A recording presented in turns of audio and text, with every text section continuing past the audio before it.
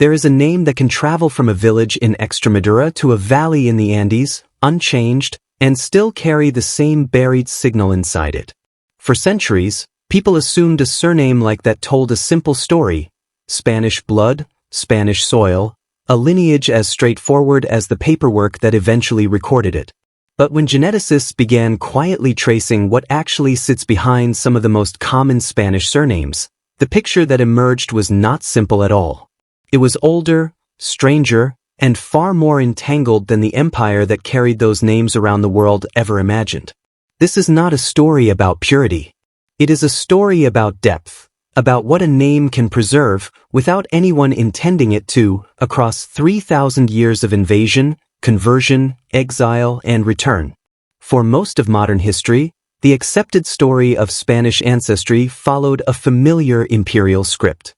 Iberia, historians explained, was shaped by successive waves of outside power, Phoenician and Greek traders along the coasts, Roman conquest and centuries of Latin administration, Visigothic rule after Rome's collapse, and then, beginning in 711, nearly 800 years of Islamic presence across much of the peninsula, followed by the long Christian Reconquista that ended in 1492. Spanish surnames, in this framework, were treated mainly as products of that final medieval and early modern period, patronymics like Rodriguez or Gonzalez, meaning son of, locational names tied to towns and provinces, occupational names, and religious names assigned or adopted during periods of forced conversion. A reasonable model. Names as administrative residue, layered on top of whatever biological ancestry happened to exist beneath them. For a long time, nobody had strong reason to look past that assumption. Until researchers doing regional population studies across Spain and Portugal began noticing something the old model did not predict. The first crack was not dramatic. It was a mismatch in frequency. Certain Y chromosome lineages, passed almost unchanged from father to son, appeared at unusually high concentrations in specific regions, tied to specific surname clusters, in patterns that did not track cleanly with the historical record of who was supposed to have settled where and when. A surname associated with a town's medieval Christian founding families sometimes carried a paternal signature that looked, genetically, considerably older than the town itself. Another surname, assumed Visigothic in origin, showed genetic depth reaching back well before the Visigoths ever crossed the Pyrenees.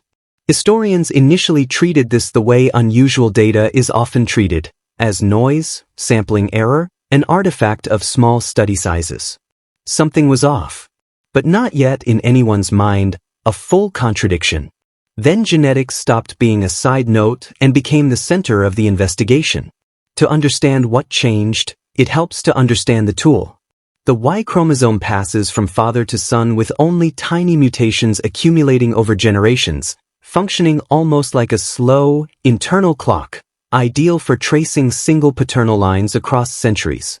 Mitochondrial DNA, inherited only from the mother, does the same for maternal lines. And autosomal DNA, inherited from both parents and reshuffled every generation, is what researchers use to map broader ancestry proportions across an entire population. When Iberian population geneticists began running larger surname-linked Y chromosome studies, comparing lineages against ancient DNA recovered from Bronze Age, Iron Age, and Roman period burial sites across the peninsula, the old, tidy layering of Roman, then Visigoth, then Moorish, then Christian, started to look less like a stack of clean layers and more like sediment that had been repeatedly disturbed, mixed, and redeposited. That was not a contradiction. It was a signal. If discoveries like this catch your attention, where a family name turns out to be carrying something far older than anyone assumed, this is exactly the kind of story worth sticking around for. Subscribing means you won't miss the next one. What the data began to reveal was not one hidden ancestry, but several, layered unevenly across the peninsula depending on region, isolation, and history. This is where the investigation genuinely widened rather than resolved. In parts of the north, the Basque Country, Cantabria, the Pyrenean valleys, certain lineages tied to old, geographically stable surnames showed a depth and continuity researchers link to some of the oldest continuously present populations in Western Europe, communities that appear to have been remarkably undisturbed by the migrations that reshaped much of the rest of the continent.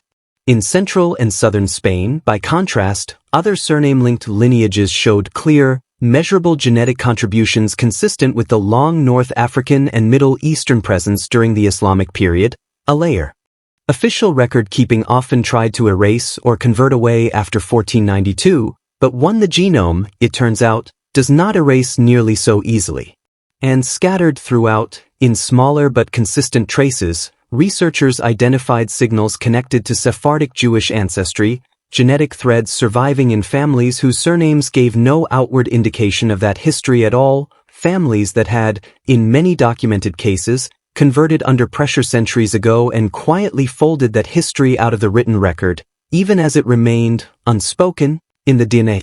What looked like a simple origin story was beginning to look like a layered history, one where the official narrative of Roman Catholic Spain, purified after 1492, sat directly on top of ancestral streams that history had tried, quite deliberately in some periods, to make disappear. 3 explanatory frameworks emerged as researchers tried to account for the full pattern. The first is regional isolation as genetic preservation. Mountainous, historically hard to administer regions like the Basque Highlands or parts of the Pyrenees allowing certain ancient lineages to persist with minimal disruption, even as lowland populations experienced repeated waves of contact and mixing. The second is what researchers describe as concealed admixture under religious and political pressure, meaning that periods of forced conversion, expulsion, and the Spanish Inquisition's intense scrutiny of ancestry did not erase North African or Jewish genetic contributions so much as drive them underground, preserved quietly within families whose surnames were deliberately reshaped to obscure that history from official view. The third, more cautious framework, points to long-term regional mixing across many centuries rather than any single dramatic event. The idea that Iberia's genetic landscape was shaped less by sudden replacement and more by a slow, continuous blending of Iberian, North African, Roman, Germanic, and Levantine populations over a period stretching back well over 2,000 years, with surnames simply freezing a partial snapshot of that blending at the moment they were formalized. None of these explanations fully excludes the others. The evidence increasingly suggests all 3 were operating at once, in different regions at different intensities, shaped by very different local histories. The turning point in this research came not from a single sensational finding, but from something more methodical, the expansion of ancient DNA sampling across the Iberian Peninsula combined with much larger modern comparison panels. Earlier studies often worked with limited regional samples, making it difficult to distinguish genuine ancient signal from statistical noise. As ancient genomes from pre-Roman, Roman, and medieval Iberian burial sites became available in greater numbers, researchers could finally test surname-linked modern lineages against a much deeper, much more reliable timeline. What emerged from that broader comparison was the most surprising finding in the entire investigation. Researchers expected, at most, to confirm what history already suggested, that southern Spanish lineages would show stronger North African affinity, and that this affinity would fade the further north and the more Old Christian, a surname's regional history claimed to be. Instead, some of the strongest, most unexpected North African and Levantine genetic signals turned up not in the south, where the Islamic period lasted longest, but scattered unevenly throughout central and even northern regions, tied to surnames whose official family histories made no mention of that ancestry at all, families that had, for 5 centuries, presented themselves as unbroken Old Christian lineages. Not the region expected. Not even the families expected. The genome was not confirming the official story of post-1492 Spain, a nation that had declared itself religiously and genetically purified. It was quietly contradicting it, revealing that the boundary the Inquisition spent centuries trying to enforce on paper had never fully existed in the blood. Why does this matter beyond genealogy? Because it exposes something true about every nation built on the idea of a clean, singular origin. Spain's imperial identity, the one that sailed across the Atlantic and stamped its surnames onto entire continents, was constructed, in part, on the erasure of exactly the ancestry the genome now shows was there all along. Populations are never sealed containers.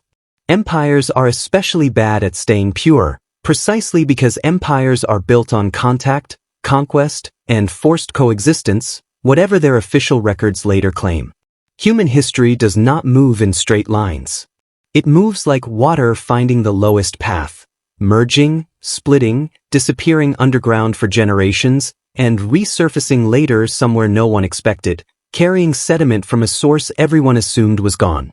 Picture the landscape that holds this story. The high, sun-bleached plateau of Extremadura, where dry grassland stretches toward a horizon broken only by home oaks and the occasional stone watchtower. The same region that sent an outsized share of conquistadors across the Atlantic, carrying names that would eventually populate half a continent. Further north, the green folded valleys of the Basque Country, closed in by mountains that kept armies out for 2,000 years. And to the south, the old Andalusian towns, their white walls and narrow streets still following the geometry laid down under centuries of Islamic rule, geometry that survived long after the people who designed it were forced to convert, flee, or disappear from the official record. Every one of these landscapes left something in the blood. Not evenly, not simply, but something. None of this offers final certainty, and it should not be presented as though it does.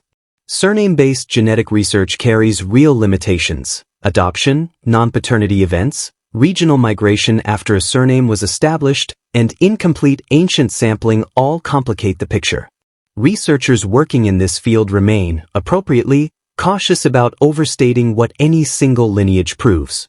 But even with that caution firmly in place, the pattern that has emerged is difficult to dismiss. The clean, layered story of Spanish ancestry, Roman, then Visigoth, then Moor, then purified Christian, does not hold up cleanly against what the genome actually shows. If there is a lesson inside this story, it is not really about Spain alone. It is about how thoroughly official history can simplify what biology stubbornly refuses to simplify. A name given 5 centuries ago to mark someone as properly Christian, properly Spanish, properly pure, can still be quietly carrying an ancestry that name was specifically designed to hide. Not because anyone lied, exactly, but because the empire needed a clean story more than it needed an accurate one, and the genome was never consulted. The mystery has not been solved. It has widened. Somewhere in a parish record, in a family name carried across an ocean and repeated for 400 years without question, a signal is still sitting quietly in the DNA, older than the empire that spread it, and considerably more complicated than the story that empire chose to tell about itself.